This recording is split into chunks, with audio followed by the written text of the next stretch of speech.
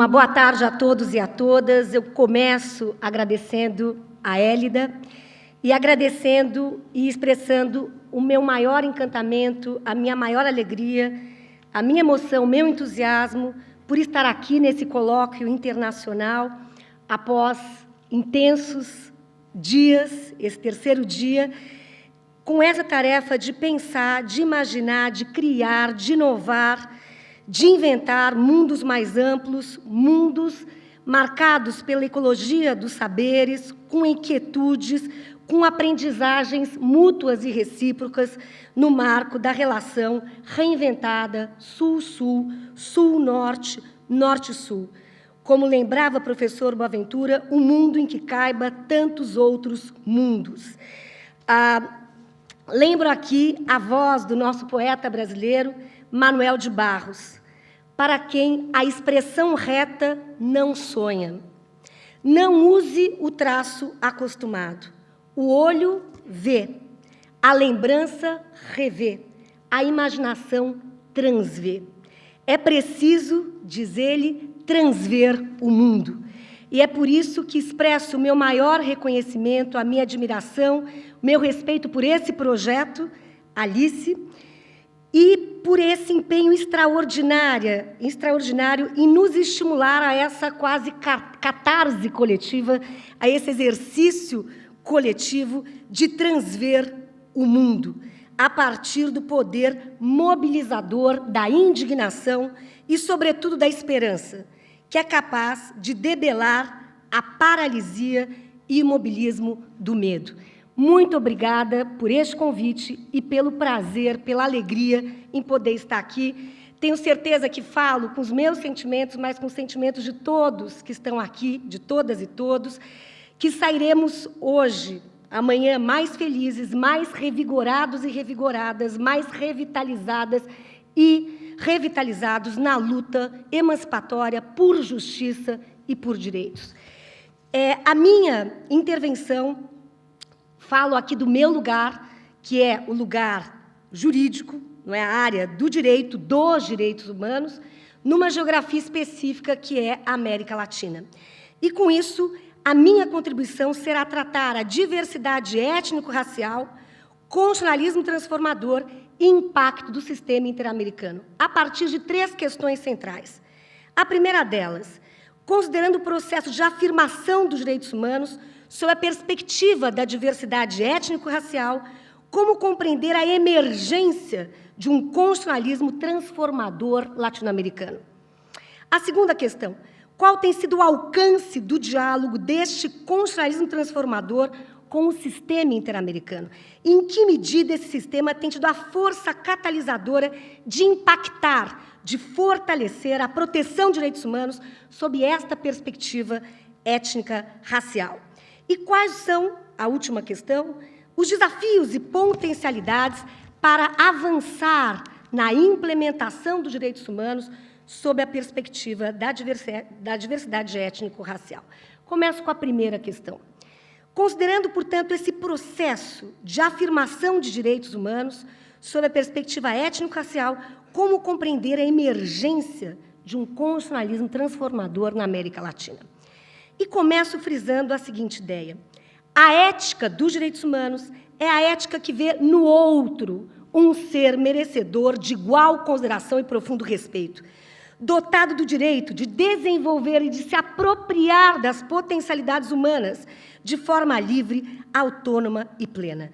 Os direitos humanos celebram o idioma da alteridade, celebram a luta pela afirmação da dignidade humana e pela prevenção da dor e do sofrimento humano. Portanto, não são dado mais um construído, ao passo que as violações aos direitos humanos também não são dado, mas são um construído.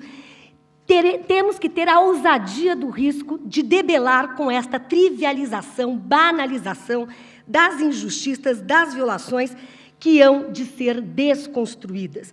Portanto, há esta racionalidade de resistência. Para Joaquim Herrera Flores, direitos humanos traduz esse espaço simbólico de luta e ação social. Traduzem processos que abrem e consolidam espaços de luta pela pela dignidade humana. Portanto, os direitos humanos expressam esse contrapoder, a debelar os absolutismos, venham do Estado, do setor privado ou da esfera doméstica. Como dizia muito bem o professor Boaventura, ao inaugurar este colóquio, há de se densificar a luta dos grupos excluídos, discriminados por direito, a luta por direitos e por justiça, em face de 3 locos de opressão: o capitalismo, o colonialismo e o patriarcalismo. Portanto, ao longo da história, as mais graves violações de direitos humanos tiveram como fundamento a dicotomia do eu versus o outro, em que a diversidade era captada como elemento para aniquilar, destruir, negar direitos. A diferença era visibilizada para conceber o outro como um ser menor em dignidade e em direitos.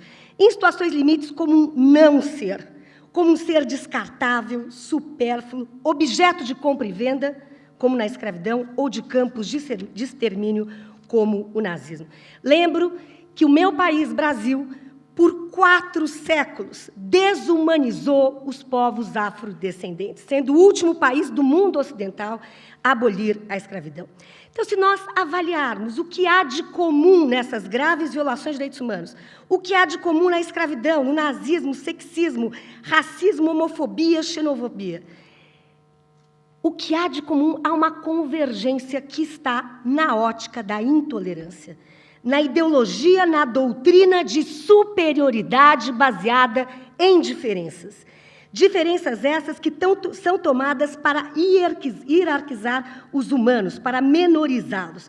Portanto, diria eu que uma primeira vertente de proteção de direitos humanos trabalhou com uma vertente de proteção geral, genérica e abstrata, que invisibilizava as diferenças.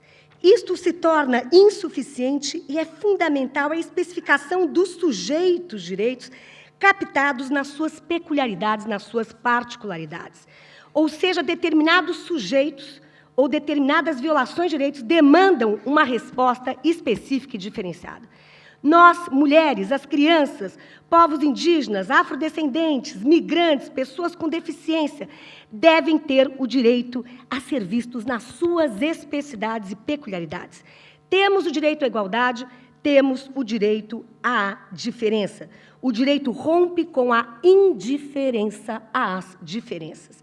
Passamos de uma dignidade geral, abstrata, universal, para o campo de dignidades plurais, concretas e contextualizadas. Vejam, para Nancy Fraser, a justiça exige, simultaneamente, redistribuição e reconhecimento de identidades. Volto a esta autora para lembrar o caráter bidimensional da justiça. O direito à redistribuição requer medidas que enfrentem a injustiça econômica, da marginalização, da desigualdade econômica, por meio da transformação nas estruturas socioeconômicas e por meio da adoção de uma política de redistribuição. De igual modo, o direito ao reconhecimento requer medidas que enfrentem a injustiça cultural, a injustiça dos preconceitos, dos padrões discriminatórios, por meio de uma transformação cultural e por meio da adoção de uma política de reconhecimento. É à luz desta política que se pretende avançar na reavaliação positiva de identidades negadas, discriminadas e desrespeitadas, na desconstrução de estereótipos e preconceitos e na valorização da diversidade. Portanto, lutamos por reconhecimento, por redistribuição, e uma terceira bandeira é participação, representação pluralista, diversa, nos mais diversos sistemas sociais. E aí passo a seguinte reflexão: o que o constitucionalismo transformador tem a ver com isso? O que o direito tem a ver com isso? Quais são os seus limites e as suas potencialidades? E lembro que, no caso latino-americano, o processo de democratização na região, na década de 80, propiciou a adoção de novos marcos jurídicos constitucionais, com forte carga simbólica e ideológica, demarcando a transição democrática e a institucionalização, a expansão dos direitos humanos, e contemplando, como fez a Constituição de 88 no Brasil, a voz, as reivindicações, as demandas dos movimentos sociais. O movimento de mulheres estima, por exemplo, que a Carta de 88 tenha contemplado 80% a 90% das reivindicações feitas pelas mulheres. E há também esta avaliação por parte de outros movimentos sociais, o grau de legitimação social. Também com a democratização, há um processo importante, a incorporação de instrumentos internacionais de proteção dos direitos humanos pelos Estados americanos, como a Convenção que combate a discriminação racial, como a Convenção, a CEDAW, que combate a discriminação contra as mulheres, a Convenção sobre os Direitos das Crianças, a Convenção sobre os migrantes, sobre as pessoas com discapacidades. Portanto, nós temos, de um lado, constituições latino-americanas com cláusulas de abertura, que permitem esse diálogo entre o local, regional e global, com permeabilidades mútuas, com interlocuções, com interações. Portanto, volto aqui a Habermas, quando afirma existir hoje um sistema jurídico multinível, de aberturas, permeabilidades recíprocas, influências e impactos, com convergências, com divergências, com tensões. E a nossa luta é a celebração do princípio do valor maior, que é o valor da dignidade humana. Com isso, temos um novo paradigma jurídico. Paradigma jurídico na América Latina, pautado na pirâmide kelseniana, no hermetismo de um direito purificado e numa visão estatocêntrica, por óbvio, está em absoluto colapso e declínio. E nós temos aqui um novo paradigma emergente, fundado não no universo jurídico, senão num pluriverso jurídico, fundado não num direito puro, purificado, senão num direito impuro, dialógico, marcado pelo diálogo, pelos empréstimos, pela interdisciplinaridade, com pontes de comunicação com outros saberes, com diversos atores. E transitamos de uma visão estatocêntrica do State Approach para o Human Rights Approach, para a perspectiva dos direitos humanos. Se a visão estatocêntrica se baseava e tinha como conceitos estruturais e fundantes a soberania do Estado no ângulo externo e a segurança nacional no âmbito interno, temos agora, com a perspectiva dos direitos humanos, novas categorias e conceitos estruturais e fundantes: soberania popular e segurança cidadã. No que se refere à igualdade e à diferença, os Estados latino-americanos ratificaram os principais tratados da ONU e da OEA voltados ao combate à discriminação, assumindo o dever jurídico de promover a igualdade e eliminar a discriminação. Portanto, temos aqui de forma explícita constituições latino-americanas reconhecendo e protegendo a diversidade étnico-racial como um valor fundamental de uma nação caracterizada como multiétnica e pluricultural. Citaria, dentre outras, a Constituição da Bolívia, de 2009, que prevê o direito à igualdade, a proibição da discriminação e o dever do Estado de respeitar e proteger direitos, reconhecendo a Bolívia como um Estado unitário, social e de direito plurinacional comunitário, fundado na pluralidade e no pluralismo político, econômico, jurídico, cultural e linguístico. Na mesma direção, a Constituição do Equador, de 2008, consagrando igualdade e proibição da discriminação no marco de um Estado constitucional de direitos e de justiça unitário, intercultural e plurinacional. A Constituição colombiana, de igual maneira, também estabelece o reconhecimento e a proteção da diversidade étnica e cultural da nação colombiana. Agora, os indicadores sociais trazem um ponto preocupante. Se mirarmos a América Latina, vejam, se mirarmos as Américas, na realidade, os povos afrodescendentes correspondem a aproximadamente 25% da população nas Américas, 1/4. No que se refere aos povos indígenas, nas Américas, correspondem a 8% a 10%. Os indicadores sociais da nossa região demonstram, de forma uníssona, o sistemático padrão de discriminação, exclusão e violência a cometer povos indígenas e afrodescendentes, que computam 33% da nossa população e que estão de forma desproporcional representadas na política, na pobreza e em outros campos, sendo que mulheres e crianças são alvos de formas múltiplas de discriminação, a overlapping discrimination, Ou seja, temos a feminização e a etnização da pobreza em nossa região. Com isso, passo à segunda questão. Qual tem sido o alcance do diálogo deste constitucionalismo transformador com o sistema interamericano? Em que medida o sistema interamericano tem tido a força catalisadora de impulsionar avanços na proteção dos direitos humanos sob esta lente que é da diversidade étnica racial? Volto aos dados.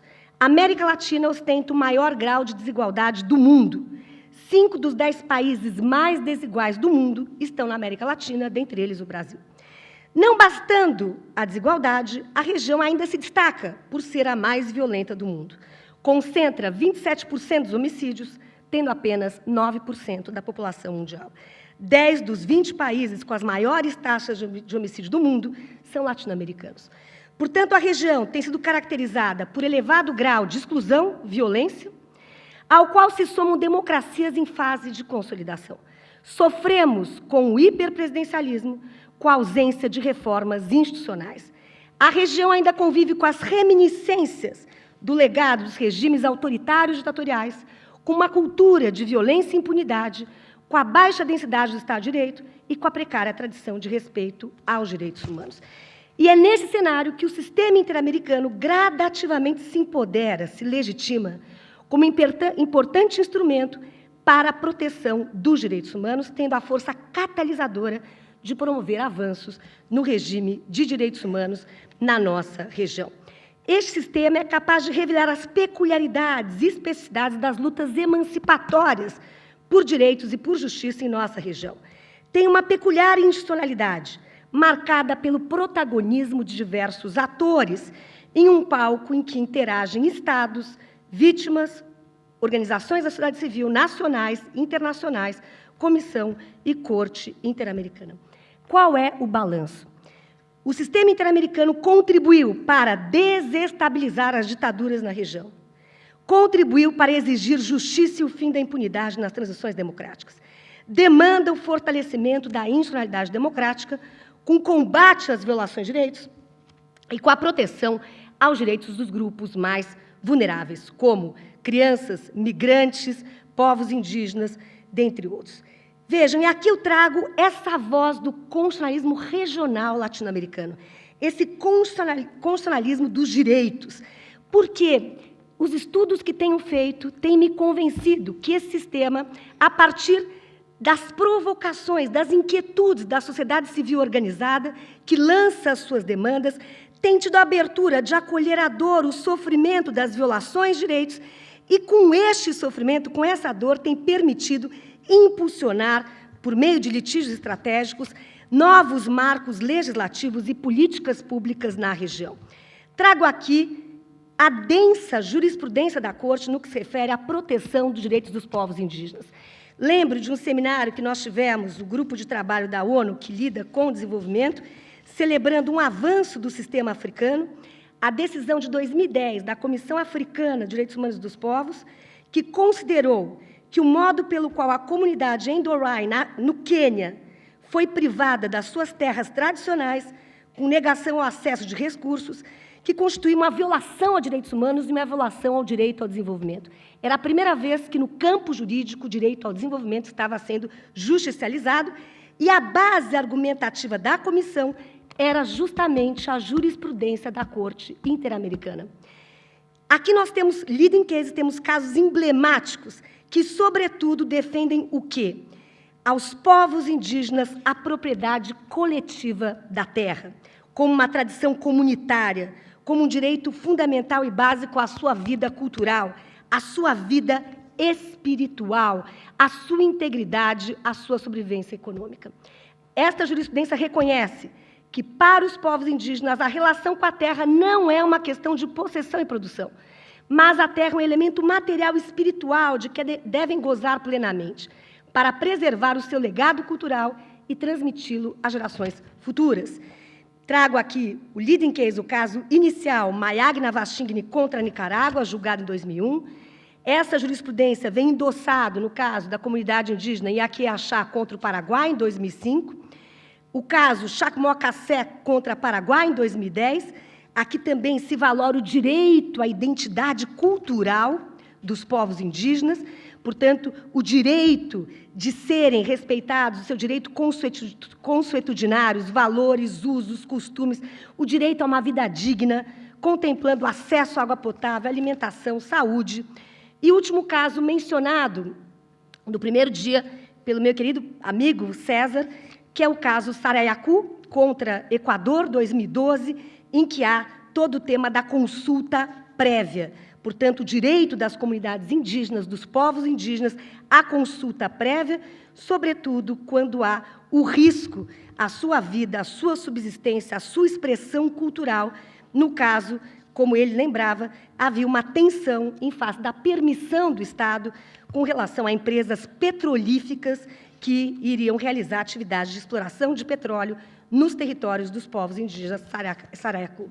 E aqui o que é interessante são os diálogos, porque a Corte, ao decidir, dialoga com os estándares das Nações Unidas, da OIT, Convenção 169 da OIT, Declaração da ONU sobre Povos Indígenas, com os Estados, marcos jurisprudenciais, constitucionais, com a sociedade civil. E, com isso, vejam qual é a conclusão desta parte. Mediante uma interpretação dinâmica e evolutiva, ao proteger os direitos dos povos indígenas, a Corte endossa o direito ao respeito à sua identidade cultural, revisita o direito de propriedade privada, assegurando o direito de propriedade coletiva e comunal da terra, com base na vida espiritual e cultural dos povos indígenas, com base no seu direito à integridade e sobrevivência. Assegura o direito à consulta prévia, adequada, informada, efetiva. Avança na configuração de danos espirituais, para além dos danos materiais e morais, à luz da dimensão temporal da existência humana e da responsabilidade dos vivos para com os mortos. Revisita o direito à vida, para esclarecer que ele não se limita à proteção contra a privação arbitrária da vida, mas demanda medidas positivas em prol de uma vida digna. Eu digo isso porque, contrapondo, por exemplo, com a jurisprudência do Supremo Tribunal Federal do Brasil, a jurisprudência sobre direitos dos povos indígenas e terra, eu diria que o paradigma decisório está muito mais afinado com outro paradigma da Convenção 107, que propriamente com este paradigma emancipatório. As decisões, na sua racionalidade, ainda trabalham com conceitos clássicos de soberania, cláusula federativa, concepção individualista dos direitos humanos, concepção clássica da propriedade privada, desprezando o direito à identidade cultural, desprezando o direito de participação e o direito à consulta. Com isso, termino e trago a minha última reflexão. Quais são os principais desafios e potencialidades para avançar na implementação de direitos humanos na região latino-americana sob o prisma da diversidade étnico-racial? Digo, uma vez mais, que na América Latina temos aí, de forma clara, o caráter multirracial, pluriétnico, multicultural. E é nesse sentido que gostaria de destacar 7 desafios finais. Primeiro deles, aplicar indicadores para mensurar o direito à igualdade e o combate à discriminação, fomentando os dados desagregados sob a perspectiva de gênero, idade, perspectiva étnico-racial, dentre outros. Ou seja, é fundamental que possamos ter o diagnóstico do efetivo exercício dos direitos civis, políticos, econômicos, sociais, e adotar aí, lutar pela adoção de políticas públicas eficazes e adequadas no combate à discriminação e para a promoção da igualdade. Com os indicadores, e temos trabalhado muito na OEA, no grupo de trabalho da OEA, começamos a receber os informes iniciais com relação ao protocolo de São Salvador em matéria de direitos econômicos, sociais, culturais e ambientais. Qual é a nossa ambição? É que o uso de indicadores possa permitir o chamado Human Rights Impact Assessment, com relação a políticas, programas e medidas estatais. Ou seja, o paradigma, o prisma, a perspectiva de direitos humanos no que se refere às políticas públicas, tendo aí os critérios de gênero, raça, etnia, dentre outros. Com esses indicadores, acreditamos ser possível identificar avanços, retrocessos, inações e tecer um balanço crítico. Porque, como dizia, a pobreza, a exclusão é etnizada e feminizada na nossa região. Trago aqui dados, uma vez mais. Bolívia. Dados indicam que os povos indígenas representam 62% da população, mas 74% desses povos vivem na pobreza. No Brasil, 51% da população é afrodescendente e 71% das pessoas vivendo na extrema pobreza também o são. Portanto, a pobreza é etnizada. Também na Colômbia, os afrocolombianos constituem 26% da população, sendo que 76% deles enfrentam a pobreza extrema. Portanto, nós temos que ter esse diagnóstico consistente, demonstrando, denunciando o padrão de grave discriminação racial e avaliar a incidência de um constitucionalismo transformador, emancipatório, para transformar essa realidade. Segundo desafio, promover a igualdade mediante ações afirmativas, fortalecendo a ótica promocional do direito, para evitar o quê? Que os impactos discriminatórios se perpetuem no tempo. Portanto, políticas estatais neutras podem ser geradoras de discriminação indireta, porque aparentemente não são discriminatórias, mas seu impacto, seus efeitos, podem manter e perpetuar e exacerbar uma discriminação. E aí é fundamental o tema das ações afirmativas como medidas legítimas, necessárias, idôneas, razoáveis, para avançar e transformar esse legado discriminatório.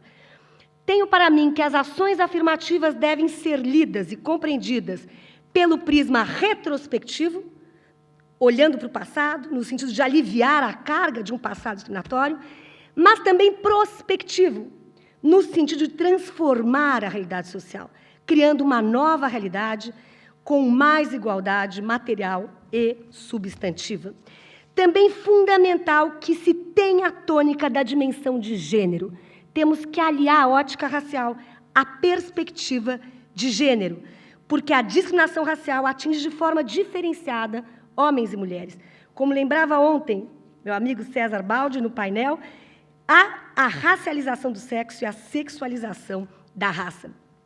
Terceira medida, há que se combater e punir a discriminação, fortalecendo a ótica repressiva do direito.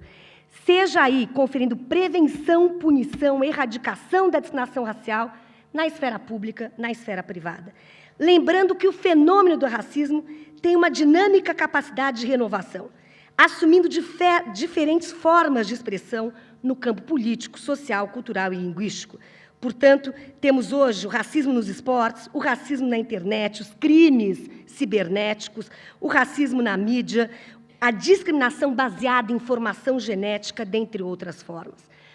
Quarto desafio, fomentar uma cultura jurídica orientada pelos parâmetros do constitucionalismo transformador e pelos parâmetros internacionais emancipatórios dos direitos humanos.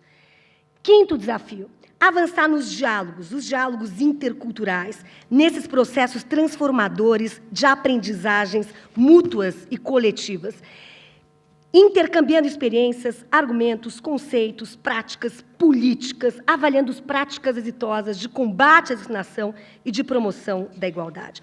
Finalmente, a sexta medida, promover o valor da diversidade por políticas públicas, expressando a natureza pluriétnica, multirracial e multicultural da região, demandando a sensibilização de atores sociais, que os Estados reconheçam o legado discriminatório da região, particularmente opressivo às populações afrodescendentes indígenas, portanto, que haja aí a tônica do valor da diversidade, do valor da igualdade, do valor da diferença, transitando de uma igualdade geral e abstrata para um conceito plural de dignidades concretas.